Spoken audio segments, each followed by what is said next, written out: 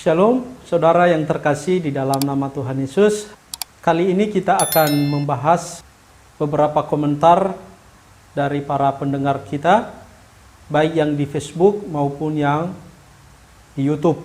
Hari ini saya akan menampilkan sebuah komentar dari Yani Sohi Mendeva. Komentarnya begini, berhentilah menghakimi kata Alkitab. Sebab Yesus datang bukan membawa agama atau sekte, tetapi sebagai murid mengikuti perintahnya dan melakukannya untuk memberitakan kerajaan Allah karena hari sudah dekat. Yesus Allah atau tidak, nanti kita buktikan, jangan menghabiskan waktu. Ingat, dunia ini dikuasai oleh setan, si iblis. Untuk menguatkan, Matius 24 ayat 1 sampai habis dan Wahyu 12 ayat 9 sampai 12. Silakan menikmati. Salam. Dari komentar ini, Bapak Ibu dan Saudara yang terkasih di dalam nama Tuhan Yesus, ada 4 hal yang perlu kita jawab. Yaitu, pertama, jangan menghakimi kata Alkitab. Dan yang kedua, Yesus bukan membawa agama atau sekte, tetapi sebagai murid mengikuti perintahnya dan melakukannya. Amin. Yang ketiga, masalah Yesus adalah Allah, nanti kita buktikan, jangan menghabiskan waktu. Yang keempat, menyuruh saya baca Matius 24 sampai habis dan Wahyu 12 ayat 9 sampai 12. Sebelum saya memberikan tanggapan, kita baca dulu ayat Kolose pasal 1 ayat 10. Begini bunyi firman Tuhan. Sehingga hidupmu layak di hadapannya, serta berkenan kepadanya dalam segala hal, dan kamu memberi buah dalam segala pekerjaan yang baik, dan bertumbuh dalam pengetahuan yang benar tentang Allah. Firman Tuhan memberikan kepada kita petunjuk atau menyampaikan bahwa seorang Kristen itu harus memberikan buah dan melakukan pekerjaan baik. Itu tidak salah. Tetapi coba perhatikan kalimat selanjutnya, dia mengatakan, dan bertumbuhlah dalam pengetahuan yang benar tentang Allah. Firman Tuhan juga menganjurkan kita supaya kita mengenal Allah kita dengan baik, dengan benar. Kita tidak boleh menyembah Allah yang salah, karena ada banyak ilah-ilah yang lain. Oleh sebab itu Tuhan menganjurkan kita untuk kita menyembah Allah yang benar. Itu hal yang harus kita pahami, mengapa kita seorang Kristen itu perlu belajar tentang pribadi Allah dan tentang iman kita kepada Allah. Kita masuk pada poin pertama, yaitu janganlah menghakimi kata Alkitab. Itu benar, tidak boleh orang menghakimi sesamanya. Tetapi saudara-saudara, menghakimi yang dimaksud di dalam Alkitab itu sesuatu yang dimana kita tidak memberikan buktinya, lalu kita menuduh orang itu tanpa alasan. Itu artinya menghakimi. Saya tidak pernah ada niat untuk menghakimi, khususnya teman-teman saksi-saksi Yehova. Karena kenapa? Karena saya memiliki alasan mengapa saya mengatakan bahwa mereka sesat dalam pengajaran mereka. Karena di dalam buku mereka seperti ini, berjudul Alkitab, firman dari Allah atau dari manusia. Dan juga judulnya yang seperti ini, apa yang sebenarnya Alkitab ajarkan. Dan yang berikutnya pertanyaan kaum muda dan jawaban yang praktis. Nah, dari buku-buku ini ada beberapa yang saya temukan yang berbeda dengan kita. Yang pertama, tentang Yesus Kristus. Mereka percaya bahwa Yesus Kristus itu bukan Allah. Nanti kita akan belajar apakah dampak kalau kita tidak mengakui Yesus sebagai Allah. Dan yang kedua, berdasarkan sejarah ini, dia menuliskan bahwa justru mereka lebih banyak menghakimi umat kekristenan. Dan penting saya sampaikan ini kepada umat Tuhan, khususnya yang ada di Pulau Nias, untuk memberikan perhatian kepada saudara-saudara kita, saksi-saksi Yehova. Tujuan kita untuk mengkaji pengajaran mereka bukan untuk supaya mereka dipermalukan, bukan. Tetapi supaya mereka mengerti kesalahan mereka di mana. Demikian juga supaya umat Tuhan bisa berhati-hati untuk menerima ajaran ini karena sangat berbahaya dan beresiko bagi iman kita.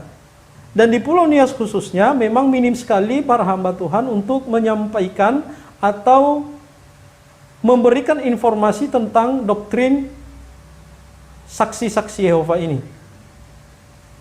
Dan yang paling anehnya, tidak menginjil orang-orang yang berbeda agama, tetapi mereka menginjil orang-orang Kristen yang sudah menerima Yesus. Memang secara legalitas di dalam pemerintahan mereka diakui bagian daripada kekristenan, tetapi secara doktrin kita tidak menerima mereka sebagai bagian daripada iman kepada Yesus Kristus. Mereka berbeda dengan kita. Apakah kita boleh mengkaji pengajaran saksi Yehova? Apakah dengan kita mengatakan bahwa mereka mengajarkan pengajaran sesat, bahwa itu kita menghakimi mereka? Saya rasa tidak. Itulah tanggung jawab kami sebagai hamba Tuhan, belajar untuk menyampaikan hal yang baik kepada seluruh umat Tuhan yang mempercayakan kami untuk belajar tentang teologi. Mari kita baca di dalam Yakobus 4 ayat 17. Saya membacakan kepada kita, jadi jika seseorang tahu bagaimana ia harus berbuat baik, tetapi ia tidak melakukannya, ia berdosa. Apa yang kami lakukan ini adalah bukan keinginan kami, tetapi inilah yang dianjurkan oleh firman Tuhan. Karena kami mengetahui bahwa apa yang diajarkan oleh saksi Yehova itu sesuatu pengajaran yang salah. Karena saksi Yehova ini muncul baru abad ke-18. Jadi iman kita, kekristenan arus utama, berbeda dengan iman mereka. Dan itulah yang membuat kita memberikan pengertian kepada para jemaat kita. Kalaupun saksi-saksi Yehova tidak berubah, meskipun mereka tahu bahwa pengajaran mereka itu salah, itu tidak ada masalah bagi kita kalau mereka tidak berubah. Tetapi kami memiliki tanggung jawab untuk menyampaikan ini kepada seluruh jemaat Tuhan. Karena kenapa? Mereka sudah mulai mengambil pembenaran dari agama orang lain. Mari kita tonton video berikut ini. Yang disebut Tuhan-Tuhan itu, saya tidak setuju. Karena apa? Yesus dikatakan Tuhan itu karena Yesus pun berpedoman bahwa dia adalah putra Allah, bukannya Tuhan. Jadi ada Tuhan yang saya sebut itu adalah Yehuwa. Yang disebut saksi-saksi Yehova adalah Yahweh. Di dalam Alkitab ada Yahweh atau Yehuwa. Karena di dalam sanduran Alkitab di Kristen itu hampir-hampir dihilangkan. Jadi ada namanya seperti presiden. Kita nyebut presiden. Banyak presiden di seluruh dunia, semua presiden. Tapi ada namanya, presiden Indonesia adalah Pak Jokowi. Di Amerika Donald Trump. Itu. Jadi kita orang saksi, yang disebut Yahwa itu adalah Allah yang Maha Kudus. Ya, berarti dalam kacamata Pak Acus sebagai seorang saksi Yahwa, intinya setuju kalau karena memang Yesus tidak mau disebut sebagai Tuhan gitu. Berarti nanti di hari penghakiman atau hari kiamat memang bisa jadi ada orang-orang yang menuhankan Yesus yang akan diusir, kan begitu. yang akan disebut sebagai pembuat kejahatan, karena memang Yesus itu bukan Tuhan. Itu adalah seorang misionaris, saksi-saksi Yehova dengan agama lain berusaha untuk menyalahkan iman kekristenan. Pertanyaannya, apakah kami harus berdiam diri tidak memberitahukan hal semacam ini kepada jemaat Tuhan? Saudara boleh berpikir dan kembali untuk memikirkan kenapa kami harus lakukan ini. Dan kita buka di dalam Yezekiel pasal 3 ayat 18. Firman Tuhan berkata, "Kalau aku berfirman kepada orang jahat, engkau pasti dihukum mati, dan engkau tidak memperingatkan dia atau tidak berkata apa-apa untuk memperingatkan orang jahat itu dari hidupnya yang jahat, supaya ia tetap hidup, orang jahat itu akan mati dalam kejahatannya, tetapi aku menuntut pertanggungjawaban atas nyawanya daripadamu." Jadi firman Tuhan berkata kepada kita bahwa kejahatan seseorang itu harus diingatkan. Itu adalah tugas para gembala, para hamba Tuhan untuk mengingatkan orang-orang jahat kepada kejahatannya. Dan kejahatan yang semacam ini yang saya maksudkan adalah kejahatan dalam intelektual. Jadi mereka mengubah iman kita yang dahulu kita imani dengan iman yang berbeda. Dan itulah yang membuat kita berusaha untuk memberikan penjelasan kepada jemaat-jemaat Tuhan, di mana mereka tidak terlalu mengerti tentang kebenaran Alkitab. Itu jawaban poin pertama.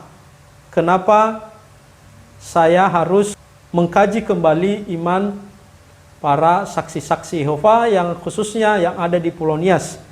Dan saya sekali lagi mengatakan saya tidak menghakimi saksi-saksi Yehova, tetapi justru saya mengasihi mereka, justru saya sangat menginginkan supaya mereka berubah. Saya ingin supaya mereka kembali kepada jalan yang benar, kepada iman yang benar, kepada Yesus yang benar.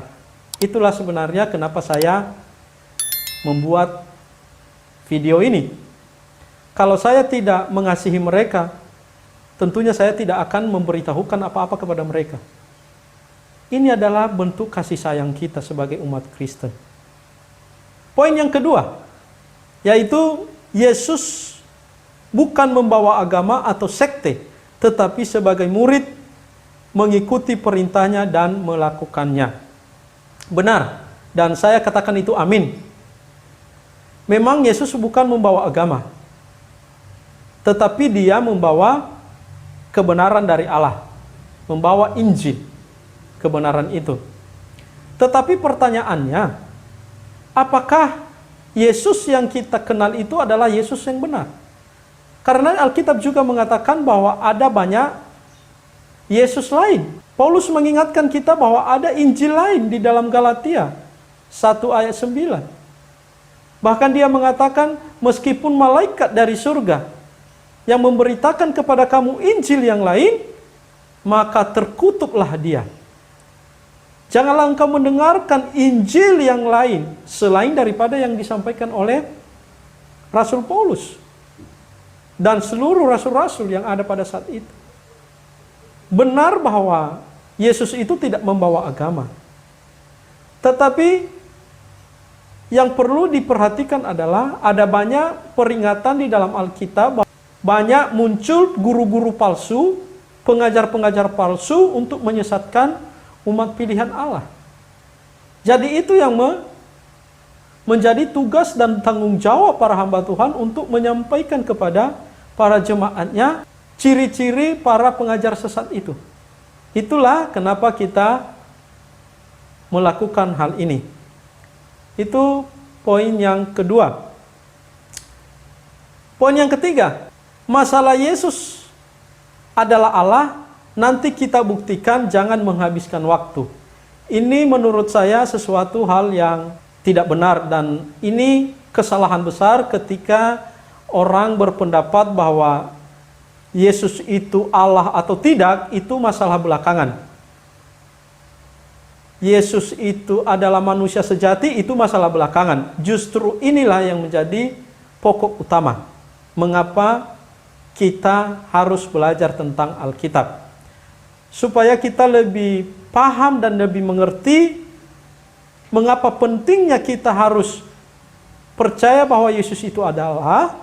Kita baca di dalam 1 Yohanes pasal 2 ayat yang ke-22. Begini firman Tuhan, siapakah pendusta itu?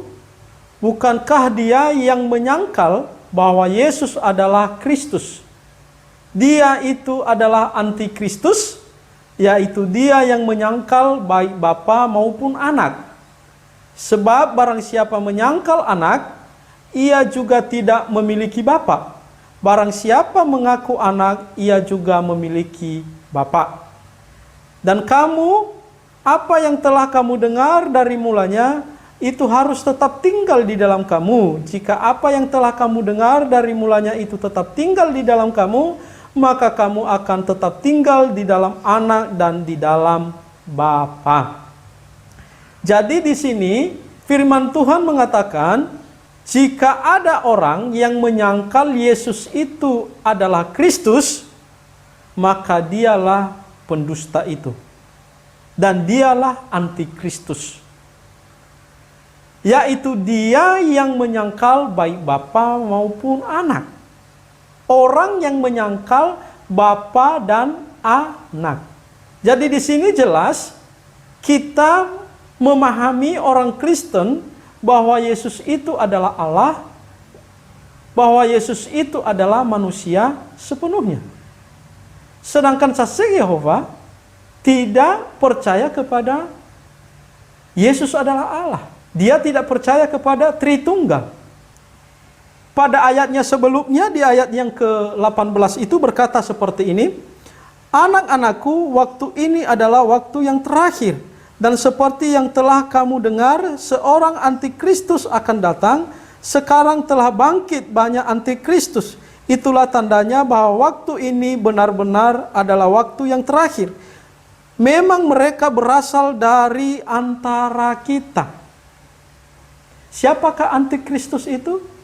Apakah mereka orang yang di luar Kristen? Bukan. Apakah mereka agama lain? Bukan. Tetapi antikristus itu adalah berasal dari kita. Yang dahulu mereka orang Kristen, tetapi mereka keluar dari keyakinan itu. Kita tahu bahwa kekristenan ini mulai dari abad pertama. Ketika Yesus 33 tahun, dia naik ke surga, lalu ada para murid yang menjadi pengikutnya di Antiokhia. Mereka disebut sebagai Kristen, artinya pengikut Kristus. Sejak itu orang-orang Kristen semakin berkembang dan semakin bertumbuh sampai hari ini. Tetapi pada abad yang ke-18, saksi-saksi Yehova baru muncul. Dan mereka memisahkan diri dari kekristenan arus utama. Di mana mereka berbeda iman dengan kita. Tidak tanggung-tanggung, yang mereka tolak adalah kealahan Yesus. Lalu pertanyaan saya, apakah kita masih mengatakan kita menghakimi mereka? Apakah kita masih mengatakan bahwa tidak penting untuk membahas kemanusiaan Yesus dan kealahan Yesus?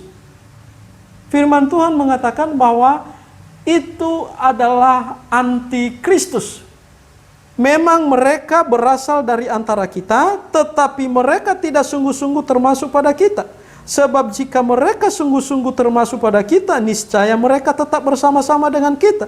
Tetapi hal itu terjadi supaya menjadi nyata bahwa tidak semua mereka sungguh-sungguh termasuk pada kita. Kalau seandainya mereka menyatakan bahwa kita adalah sama-sama orang-orang Kristen yang percaya kepada Yesus, tentunya mereka tidak memisahkan diri dengan kita dan selalu percaya kepada iman yang sebelumnya, yaitu Yesus adalah Allah. Tetapi mereka, pada kenyataannya mereka tidak percaya kepada Yesus. Justru mengatakan bahwa Yesus itu adalah ciptaan. Dia merendahkan Yesus itu. Firman Tuhan mengatakan demikian. Nah, jika seandainya para saksi Yehova tidak suka dikatakan sebagai pengajar-pengajar sesat, tentunya mereka tidak menjadi batu sandungan bagi kita umat Kristen, di mana mereka tinggal sebagai parasit di dalam kekristenan. Karena kalau seandainya mereka tidak seiman dengan kita, kenapa enggak buat agama sendiri? Kenapa enggak buat keyakinan sendiri? Dan yang sangat mengherankan dan sangat ironisnya, mereka ketika menginjil menggunakan kitab suci kita yang diterjemahkan oleh LAI. Itulah yang mereka gunakan ketika mereka menginjil di desa-desa, di kampung-kampung. Mereka menggunakan kitab suci, mengatakan bahwa kitab suci kita sama. Tetapi setelah mereka memenangkan jiwa itu, lalu mereka memberikan kitab suci yang mereka terjemahkan sendiri. Itu kan sesuatu yang tidak boleh. Itu sesuatu pembohongan publik. Kalau kita benar-benar memiliki kebenaran yang sungguh-sungguh, tentunya kita nggak boleh melakukan pembohongan-pembohongan seperti itu. Ya, tunjukkan kebenaran firman Tuhanmu, supaya orang tahu. Jangan menggunakan firman Tuhan yang kita akui sebagai kebenaran kita, tetapi setelah dimenangkan, menggunakan kitabmu sendiri. Nah, itu kan sesuatu tindakan yang tidak boleh. Itu sebenarnya tanda bahwa mereka tidak jujur dalam kebenaran mereka. Mereka hanya mengiming-iming kita supaya kita mengikuti mereka. Dan penginjilan yang mereka lakukan itu adalah penginjilan yang tidak murni. Nah, itu kenapa kita harus berhati-hati dalam pengajaran kekristenan kita. Jangan asal menerima saja. Jangan karena mereka sering menginjil, sering datang ke rumah-rumah, maka kita anggap itu adalah sesuatu yang baik. Belum tentu. Firman Tuhan mengatakan bahwa ada Injil yang lain. Injil yang mereka sampaikan adalah Injil yang lain, karena mereka memiliki kitab suci yang berbeda dengan kita. Mereka memiliki terjemahan sendiri. Suatu saat saya akan sampaikan kepada kita terjemahan-terjemahan apa saja yang mereka rubah di dalam kitab suci kita. Kalau itu diterjemahkan tidak ada di dalam bahasa aslinya. Baik di dalam perjanjian baru mereka merubah. Seperti contoh di dalam Kejadian 1 ayat 2 yang berkata di situ, bumi belum berbentuk dan kosong, gelap gulita menutupi samudra raya, dan roh Allah melayang-layang di atas permukaan air. Untuk membenarkan pengajaran mereka, menyesuaikan doktrin mereka terhadap ayat ini, mereka menggantikan kata roh Allah itu menjadi tenaga aktif. Sedangkan di dalam bahasa aslinya, dia menggunakan kata ruah. Ruah itu dalam bahasa Ibraninya artinya roh. Ruah Elohim. Roh Allah. Tetapi dia menerjemahkan tenaga aktif. Nah, ini salah satu cara mereka untuk menyesatkan umat Tuhan. Jadi bukan saya tidak memiliki alasan dan juga orang lain tidak memiliki alasan kenapa kita mengkaji kembali pengajaran-pengajaran mereka. Sudah terlalu banyak mereka mempengaruhi umat Kristen dengan mengatakan kita memiliki iman yang sama. Yang penting cara hidupmu baik, kamu melakukan penginjilan, itu dianggap sebagai kebenaran yang tertinggi. Tidak. Kebenaran itu tidak diukur dari segi kebaikan seseorang. Perbuatan bagi itu tergantung pada diri seseorang. Saudara bisa berbuat baik kalau saudara berkehendak. Meskipun kita memiliki kebenaran ini, Alkitab ini, kalau kita tidak ada keinginan untuk melakukannya, ya tidak akan baik. Yang kedua, berbicara tentang Yesus adalah manusia, juga tidak boleh kita salah. Coba perhatikan 1 Yohanes pasal 4 ayat 1 sampai ayat yang keempat, dia berkata seperti ini. Saudara-saudaraku yang kekasih, janganlah percaya akan setiap roh, Tetapi ujilah roh itu, apakah mereka berasal dari Allah, sebab banyak nabi-nabi palsu yang telah muncul dan pergi ke seluruh dunia. Demikianlah kita mengenal roh Allah, setiap roh yang mengaku bahwa Yesus Kristus telah datang sebagai manusia berasal dari Allah. Dan setiap roh yang tidak mengaku Yesus tidak berasal dari Allah, roh itu adalah roh antikristus. Dan tentang dia telah kamu dengar bahwa ia akan datang dan sekarang ia sudah ada di dalam dunia. Kamu berasal dari Allah, anak-anakku, dan kamu telah mengalahkan nabi-nabi palsu itu, sebab roh yang ada di dalam kamu lebih besar daripada roh yang ada di dalam dunia ini. Jadi bukan hanya menolak kealahan Yesus disebut sebagai antikristus, tetapi juga menolak kemanusiaan Yesus disebut antikristus. Itu roh-roh penyesat. Firman Tuhan dengan jelas sekali mengatakan bahwa mereka adalah orang-orang yang tidak memiliki roh yang dari Allah. Jangankan kita menyangkal kealahan Yesus, menyangkal kemanusiaannya aja pun kita sudah dianggap sebagai antikristus. Karena pada saat itu, pada masa Yohanes, ada banyak orang yang mengajarkan bahwa Yesus itu bukan manusia sepenuhnya. Dia memiliki tubuh maya. Dia hanya terlihat ada, tetapi sebenarnya itu sesuatu yang tidak ada. Hanya dalam bayangan saja. Dan itu diajarkan oleh Cerinthus pada tahun 85 Masehi. Jadi inilah kenapa ditulis surat ini, untuk memperingatkan umat Kristen pada saat itu supaya mereka tidak terjebak dengan cara pandang seperti itu. Demikian juga tentang kealahan Yesus. Karena ada banyak informasi bahwa Yesus itu hanya seorang manusia biasa, hanya sebagai guru biasa. Dan hal ini berkembang di lingkungan para orang Yahudi, di mana dusta yang pertama yang dilakukan oleh para mahkamah agama, para tua-tua Yahudi, para imam Yahudi, dengan mengatakan bahwa Yesus itu tidak bangkit dari antara orang mati, sampai menyuap para serdadu-serdadu Romawi untuk mengatakan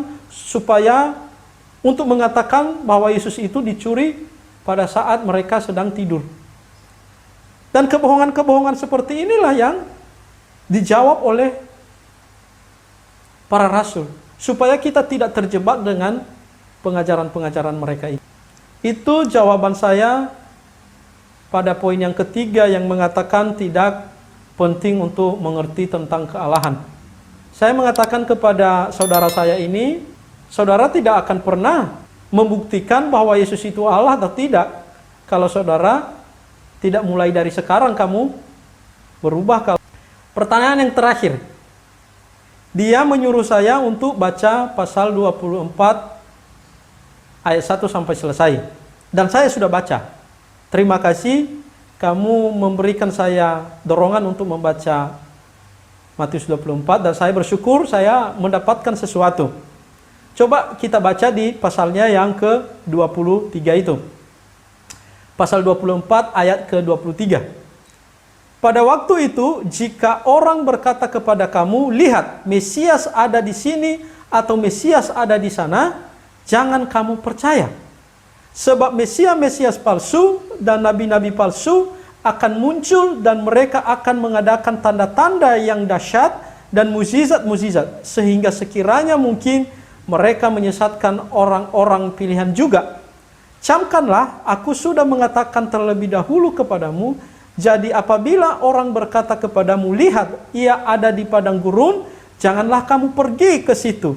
Atau lihat, ia ada di dalam bilik, janganlah kamu percaya. Sebab sama seperti kilat memancar dari sebelah timur dan melontarkan cahayanya sampai ke barat, demikianlah pula lah kelak kedatangan Anak Manusia. Saudara saya yang bertanya, yang berkomentar ini, inilah jawaban kenapa saya membahas dan mengkaji kembali pengajaran-pengajaran saksi Yehova.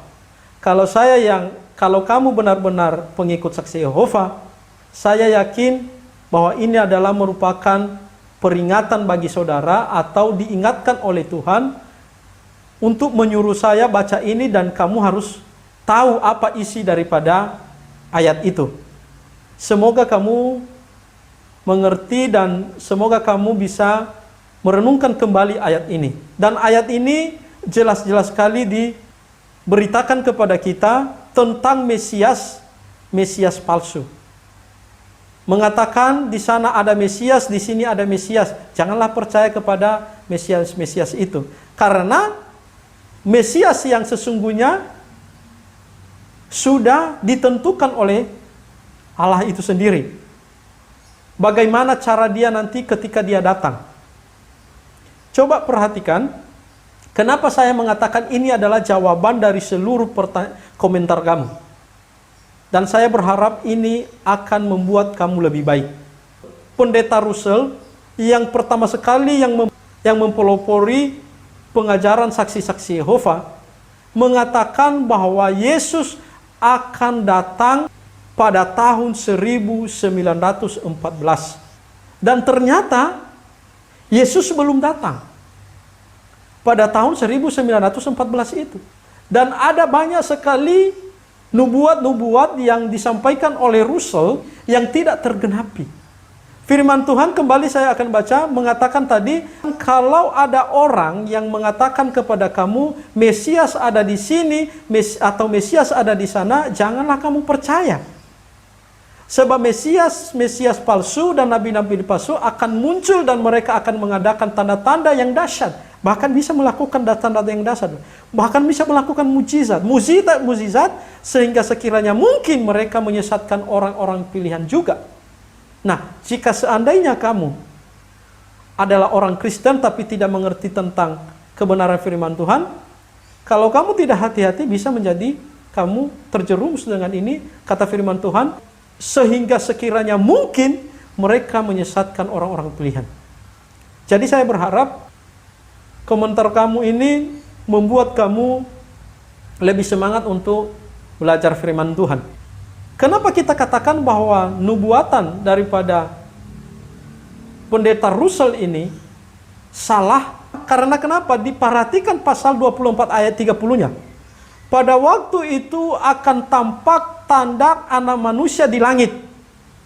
Dan semua bangsa di bumi akan meratap. Dan mereka akan melihat anak manusia itu datang di atas awan-awan di langit dengan segala kekuasaan dan kemuliaannya. Perhatikan. Ketika Yesus itu datang, anak manusia itu datang, maka bukan hanya saksi Yehova yang melihat, tetapi semua bangsa melihat. Bukan hanya mereka.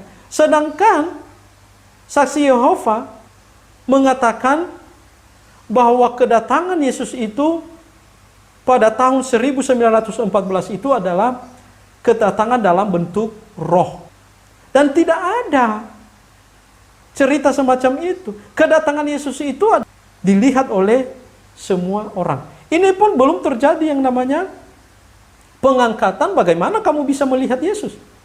Ini adalah satu bukti bahwa para saksi Yehova itu mengajarkan pengajaran yang salah. Lalu bagaimana kalau nubuatan itu tidak tergenapi? Tidak terjadi sesuai dengan yang dikatakan oleh Russell. Apa yang dikatakan oleh firman Tuhan? Kita baca di dalam Ulangan pasal 18 ayat 22. Apabila seorang nabi berkata demi nama Tuhan dan perkataan itu tidak terjadi dan tidak sampai, maka itulah perkataan yang tidak difirmankan Tuhan. Dengan terlalu berani nabi itu telah mengatakannya, maka janganlah gentar kepadanya. Jadi tidak usah takut. Karena perkataan pada pendeta Russell itu tidak terjadi, itu tidak benar. Dan pengikut-pengikut saksi Yehova yang meyakini bahwa Yesus sudah datang pada tahun 1914 itu salah. Itu adalah nubuatan yang sesat. Firman Tuhan mengatakan, janganlah kamu takut terhadap dia.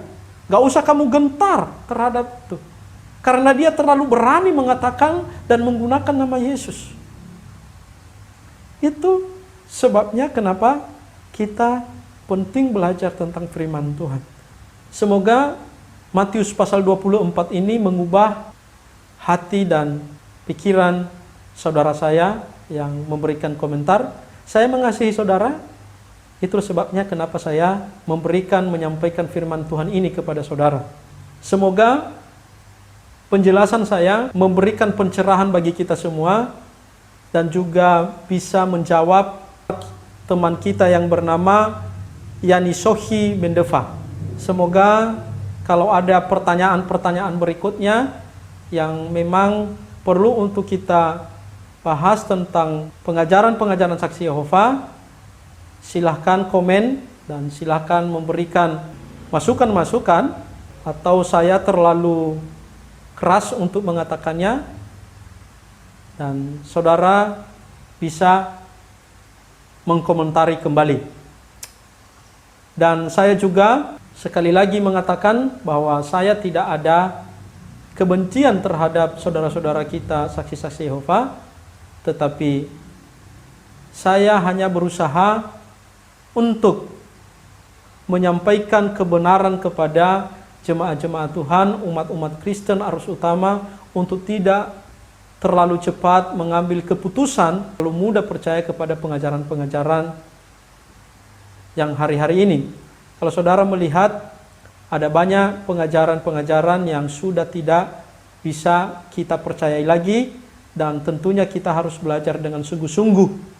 Dan kita tidak bisa membendung para pengajar sesat ini, karena memang sudah dinubuatkan oleh firman Tuhan. Kita tidak bisa mengatakan mengapa mereka harus ada. Justru kita menyatakan bahwa firman itu benar karena terjadi hal-hal yang seperti ini. Ada orang-orang yang semacam ini. Justru kita meragukan firman Tuhan kalau tidak terjadi. Berarti nubuatan atau perkataan-perkataan para rasul itu tidak terjadi. Apa yang disampaikan oleh para rasul, Yesus, semuanya terjadi.